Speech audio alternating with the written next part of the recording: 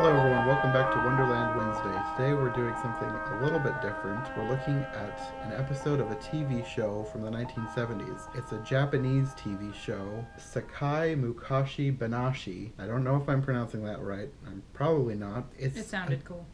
It's a show about fairy tales, and every episode was a different fairy tale. And one of the episodes was Alice in Wonderland, so we thought we'd watch it. But suffice it to say, I don't think we cared for it very much because it was like they put the story in a blender and mixed it up. It was very different. I think one of the biggest problems here, and I could be wrong, is that they took a British story and I don't think that they understood it. It's hard enough for somebody in an English-speaking country to dig into the story and understand what's going on, let alone such a different culture that wouldn't be as familiar with it. Yeah, Alice in Wonderland has a lot of wordplay in the story, and that all seemed to be completely lost, especially like with the caucus race, which they put towards the end of the story. Historical undertones, it just needed to be studied out more. This was also very 70s. It was a strange mashup between Eastern, Western, and 70s. And while I can enjoy watching shows from the 70s, I think sometimes I tend to dislike cartoons. There's just something about the animation from that period, the colors, the feel, that It just had an odd look. It can rub me the wrong way. She did wear great boots, though. Loved the boots. Pretty much the only characters that we actually liked the look of were Alice and her sister. The rest of them were all really oddly designed. Not all of them were terrible, but plenty of them were.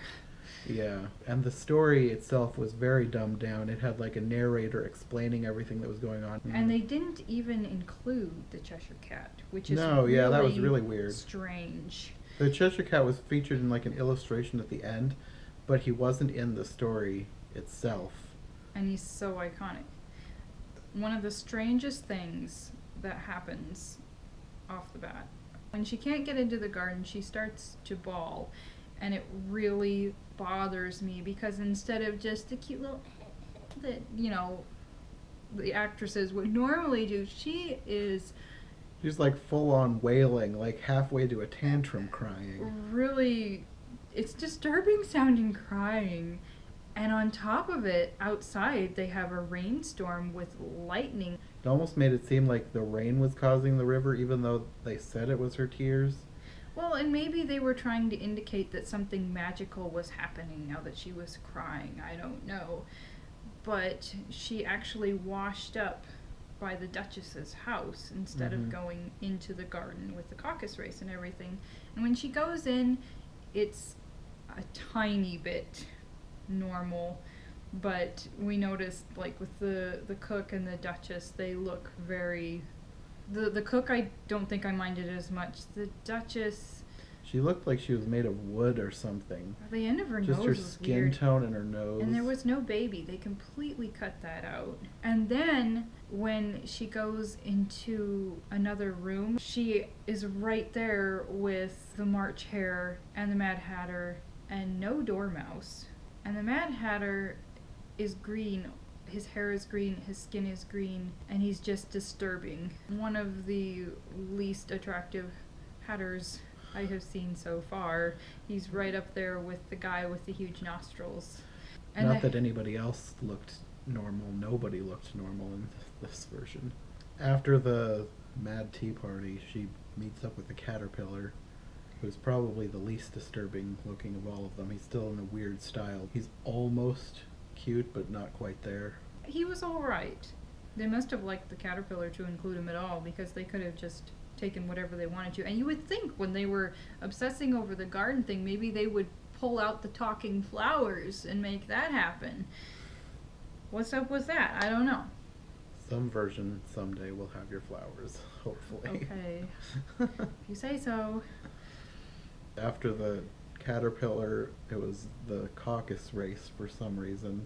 Which was so wrong because it made no sense. The main thing was them, you had, looked like a mouse. The griffin, the mock turtle, the mouse, and the dodo. All racing in a circle, arguing about who was winning. They totally missed the whole political punny undertone of that. There was nothing to indicate what the caucus race was actually supposed to represent. It was just a random scene thrown in for no reason. It was all wrong. Then she wanders off and she's with the queen, with the cards, playing croquet with the hedgehogs. No Cheshire Cat. And it was an obnoxious scene, but not in a pleasant way, because I realized that the queen is supposed to be obnoxious. But the rabbit may have been just as obnoxious as the queen in that scene. He was blowing his horn really loudly. Yeah. And it wasn't, I don't think it was out of the book either, was it? It was probably supposed to be funny. Then the issue of the tarts. They have Alice there as a witness, but none of it really makes a whole lot of sense. They have her getting bigger, and then she's the one in trouble because, I suppose, because, because she had left or she's because now she 2 was miles big. tall. Whatever. And somewhere in there, she makes the argument that they're just a pack of cards. And then, I don't even remember what triggers the end, but suddenly the cards are all over top of her, showering down upon her, and then she's falling away into a swirling vortex of cards. Which I did not like. A little bit disturbing. But that's the end. She wakes up in her sister's lap then, and Her sister was pretty. that's about it. Sad. There's not really much to say about it because there wasn't that much to it. It was basically like a clip show of the adventures, very abbreviated. I can't totally blame them, but if they had wanted to be dedicated to it, even if they couldn't do awesome animation, they could have taken the time to try and understand the story better. I have a feeling that this also suffered from the fact that they're making a show ostensibly for kids, and they probably didn't think about adults watching it, because I know back then in the 70s, 80s, not too many people were thinking about, let's make this so all ages can enjoy it. They're basically, this is a kid show, this is an adult show, and they kind of dumbed down a lot of things But from that's that time. that's what makes great stories. That's a good test of a children's story, is a 35-year-old person sitting around reading it at night or watching it at night for therapy.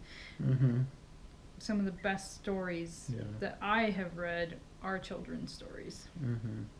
And this one, you really need to be doing it justice instead of dumbing it down, because the more you dumb it down, the more the story falls apart. It's already strange. Yes. You might as well keep the meaning layered in. Yeah.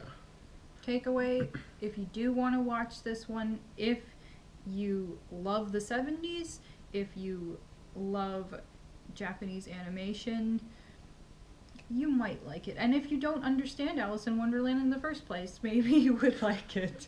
Yeah. But that aside, if you're going to get nerdy about it, it probably won't be your favorite either.